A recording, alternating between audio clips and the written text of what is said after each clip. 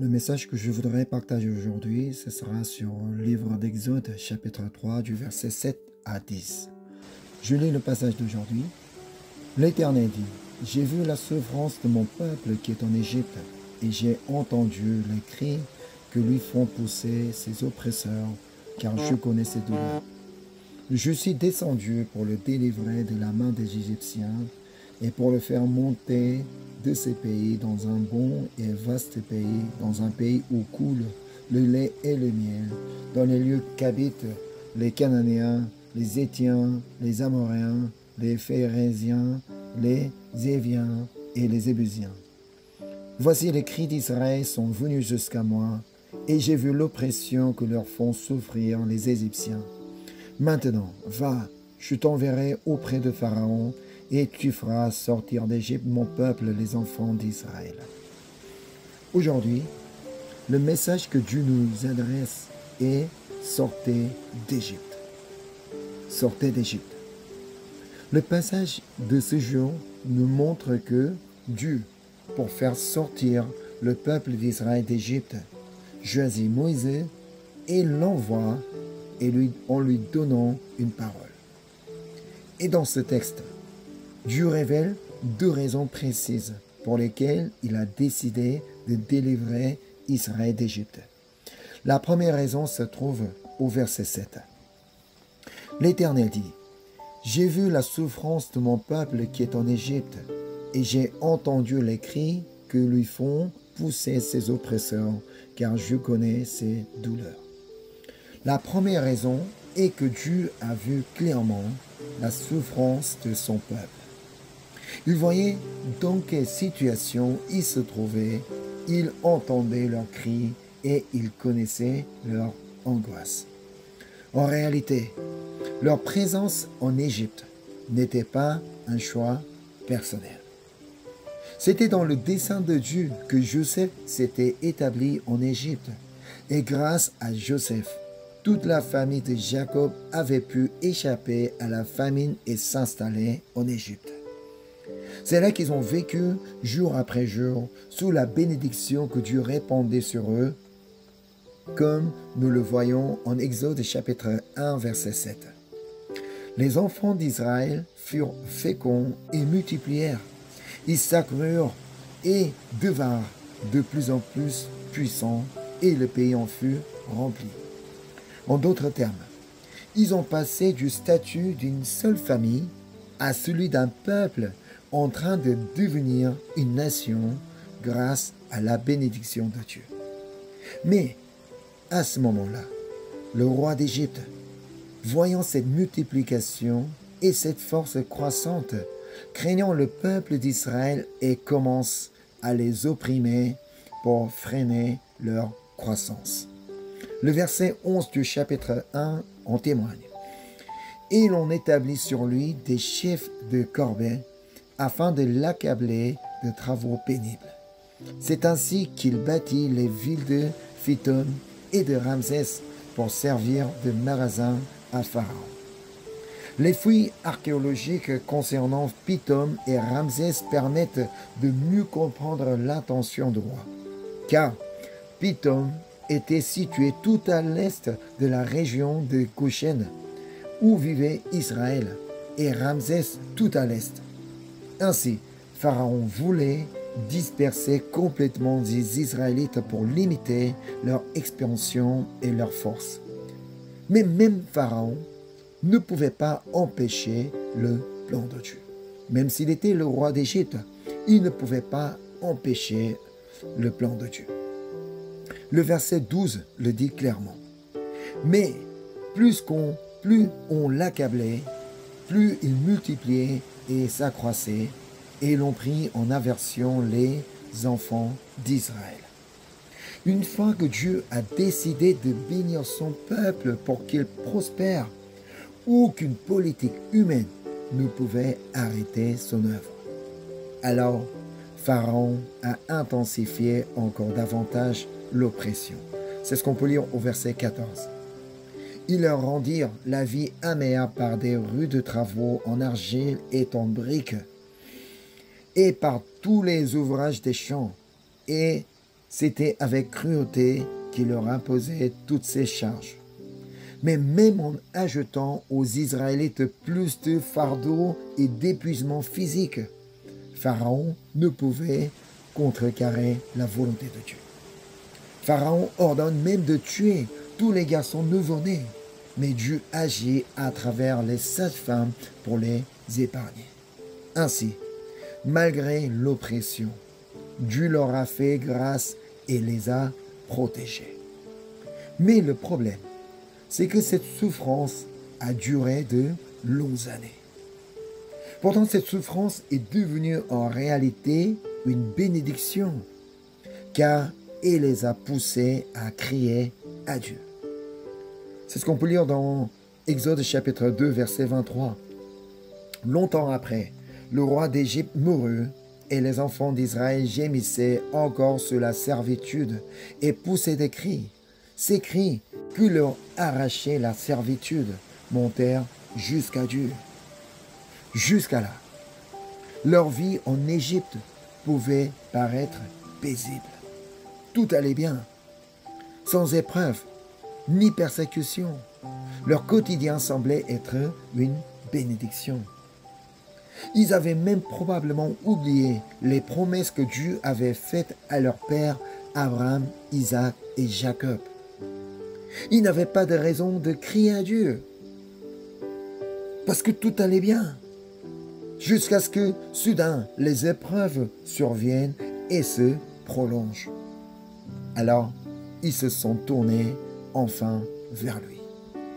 Le passage suivant dit, le verset 24. Dieu entendit leurs gémissements et se souvint de son alliance avec Abraham, Isaac et Jacob.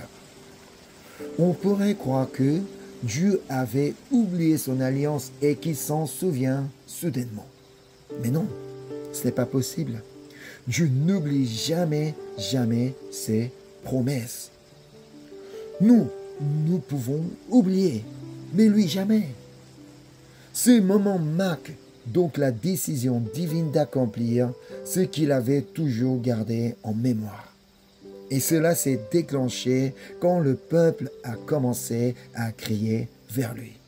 C'est exactement ce que nous rappelle Jérémie chapitre 33, versets 2 et 3. Ainsi parle l'Éternel, qui fait ces choses, l'Éternel qui les conçoit et les exécute, lui dont le nom est l'Éternel. Invoque-moi, je te répondrai, je t'annoncerai de grandes choses, des choses cachées que tu ne connais pas. Dieu n'attend pas que nous soyons dans une impasse pour crier à lui, pour lui invoquer. Quand il dit « invoque-moi, je te répondrai », il ne limite pas cela à une circonstance ou une période particulière.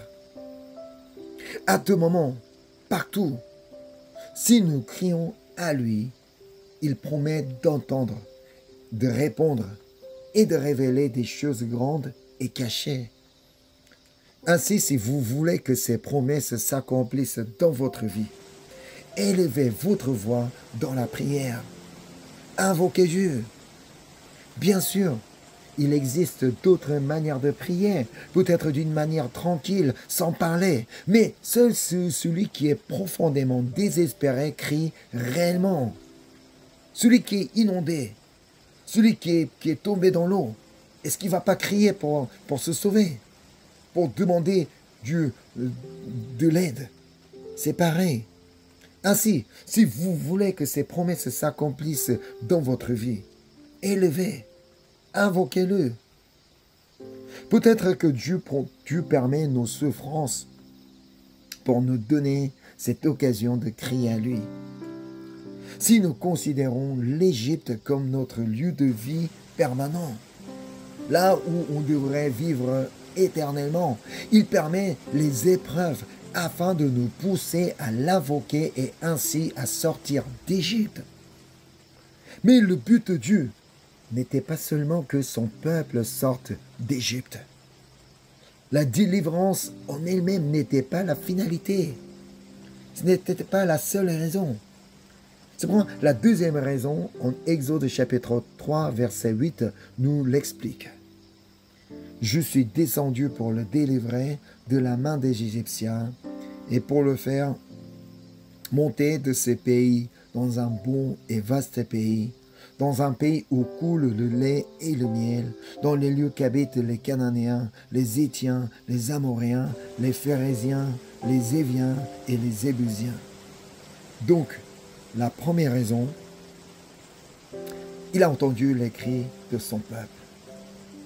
La seconde, il voulait les conduire dans le pays promis, un pays coulant de lait et de miel. Voilà pourquoi il choisit Moïse et l'envoie.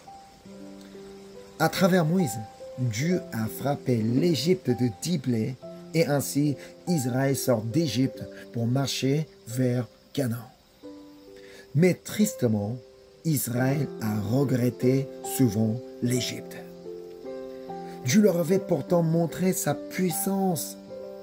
Il les a guidés jour et nuit par la nuée et la colonne de feu. Il leur donnait chaque jour la manne, mais ils murmuraient encore et regrettaient l'Égypte. C'est ce qu'on peut lire dans Nombreux, chapitre 11, versets 5 et 6. Nous nous souvenons des poissons que nous mangions en Égypte et qui ne nous coûtaient rien. Des concombres, des melons, des poireaux, des oignons et des ours. Maintenant notre âme est desséchée, plus rien. Nos yeux ne voient que de la manne.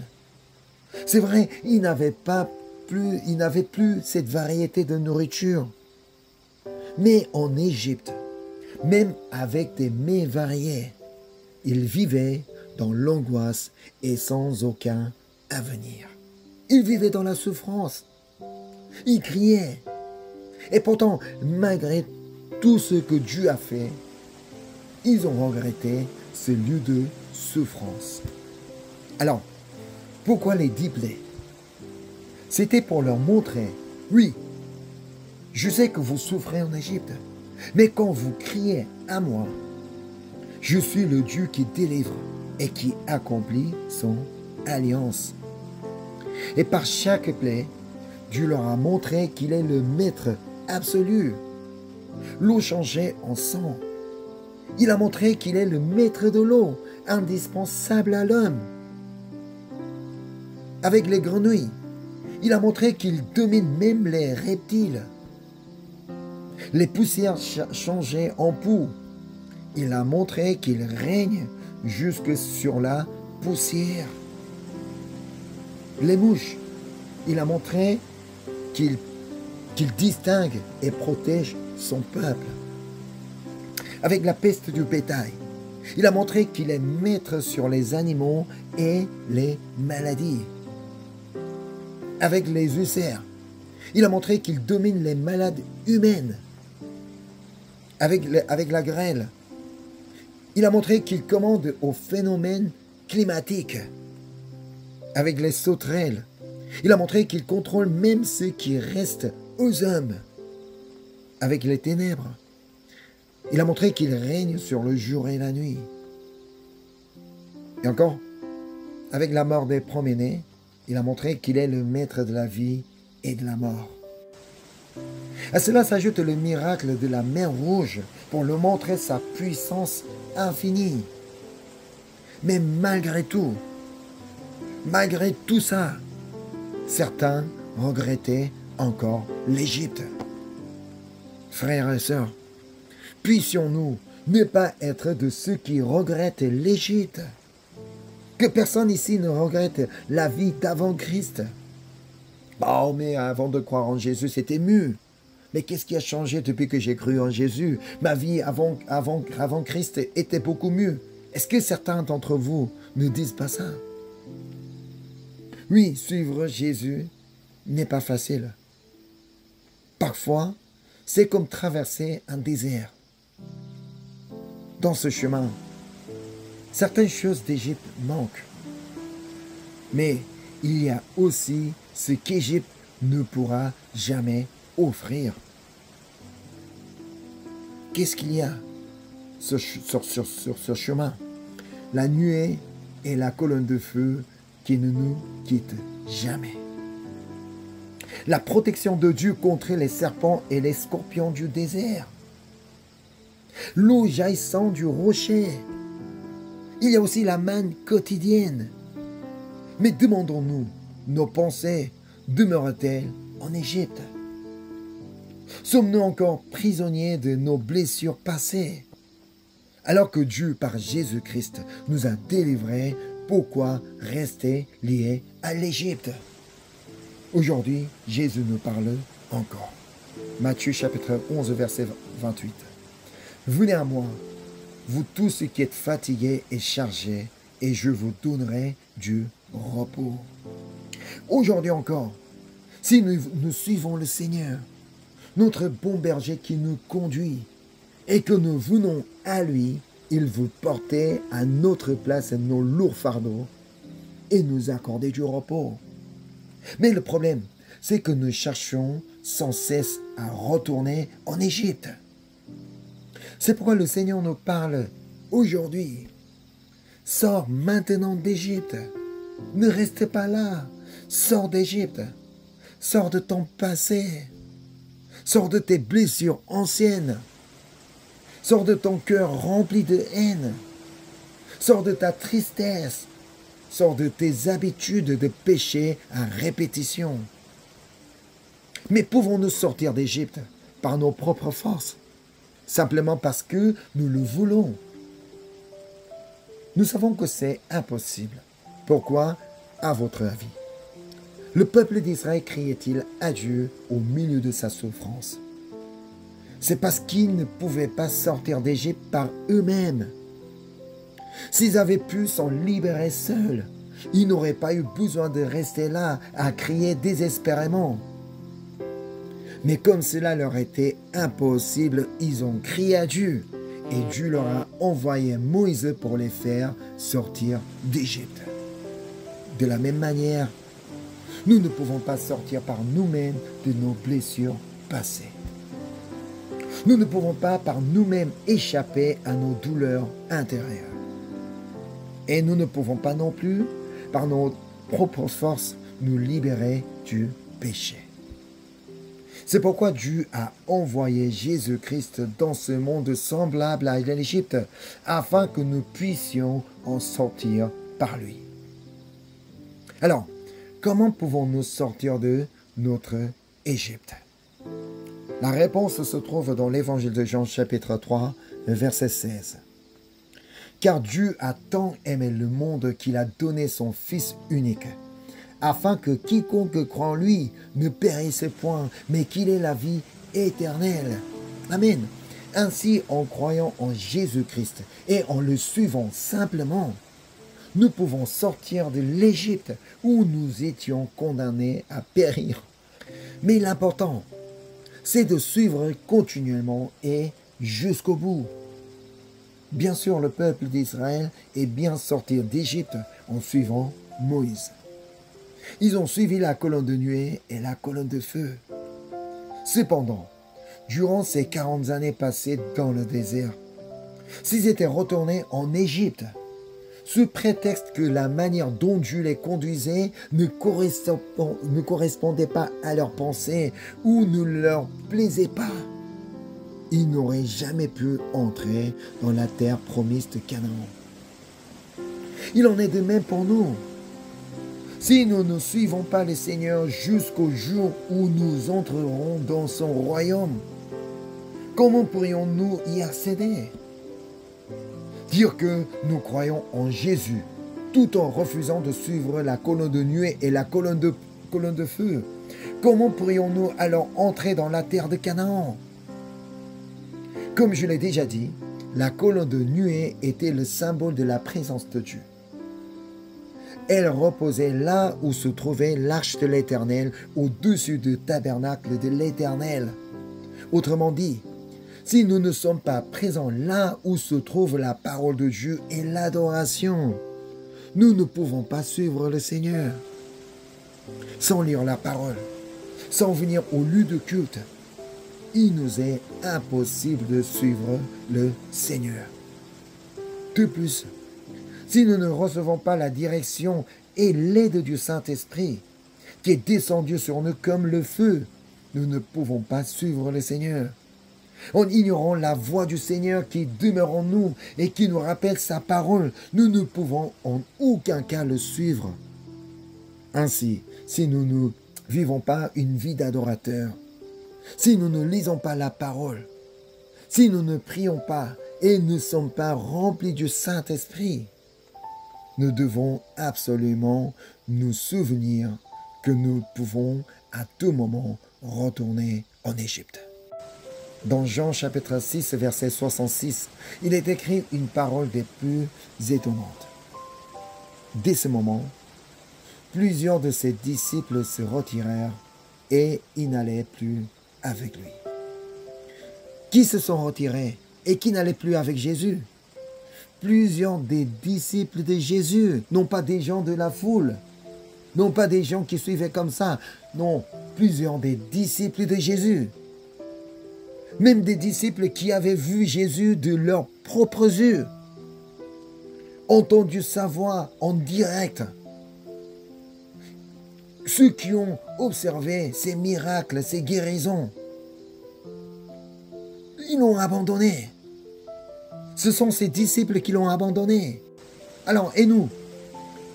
Comment serions-nous à l'abri? Nous devons donc répéter chaque jour la confession de Pierre.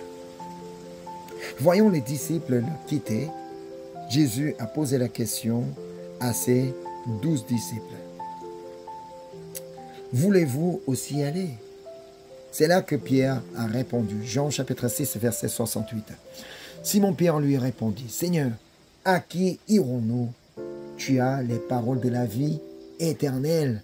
À qui irons-nous? Tu as les paroles de la vie éternelle. » J'espère et je bénis afin que cette confession devienne aujourd'hui la confession de chacun d'entre nous. Cependant, si nous n'avons pas cette confession, souvenons-nous que nous aussi, à tout moment, nous pourrions retourner en Égypte. Nous sommes vraiment faibles, même plus faibles encore. Nous sommes plus fragiles que le peuple d'Israël qui, dans le désert, n'a cessé de se plaindre et de murmurer. Il faut reconnaître.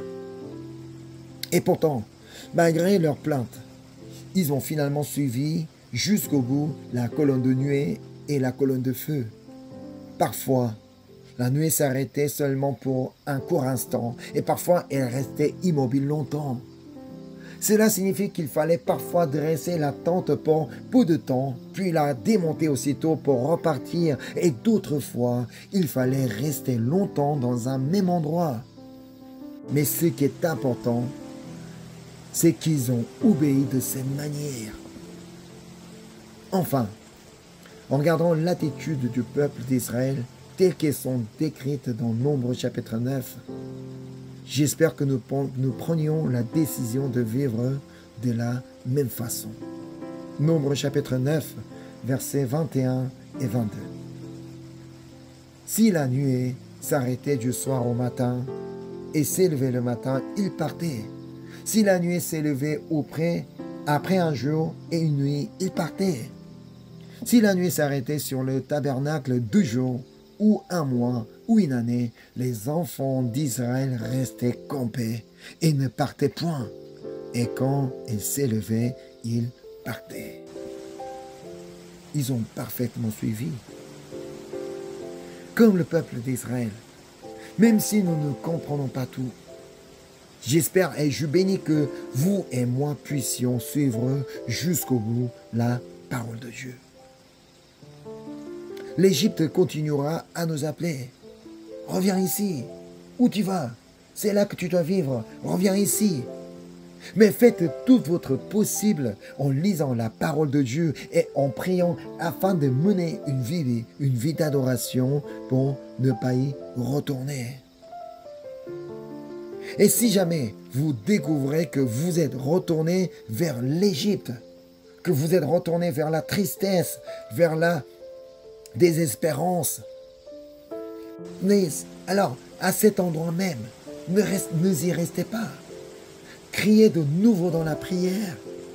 Reprenez la parole du Seigneur et suivez-la. Ainsi, vous et moi pourrons entrer dans le royaume du Seigneur qui nous attend, les bras grands ouverts. Je vous bénis au nom de Jésus-Christ. Amen. Je termine par la prière. Seigneur, merci pour ta grâce. Merci pour ton amour. Merci Jésus-Christ, tu es venu sur la terre afin de nous délivrer de l'Égypte. Mais Seigneur, c'est vrai parfois, nous cherchions à retourner en Égypte. C'est la raison pour laquelle je voudrais vraiment que nous puissions continuer à lire ta parole, à mettre en pratique ta parole et à te prier, surtout avec la voix élevée en t'invoquant, Seigneur, en élevant notre voix, Seigneur. Et nous voulons tous être des vrais adorateurs et que nous puissions tous entrer dans le royaume des cieux. Alors nous voulons vraiment te suivre jusqu'au dernier moment de notre vie. En aucun cas, nous ne voulons jamais retourner en Égypte. Ô Saint-Esprit, aide-nous, parle-nous encore aujourd'hui, afin que nous puissions continuer à suivre ta guidance. Merci pour ton amour, pour ta grâce, pour ta parole. Au nom du Seigneur Jésus-Christ. Amen.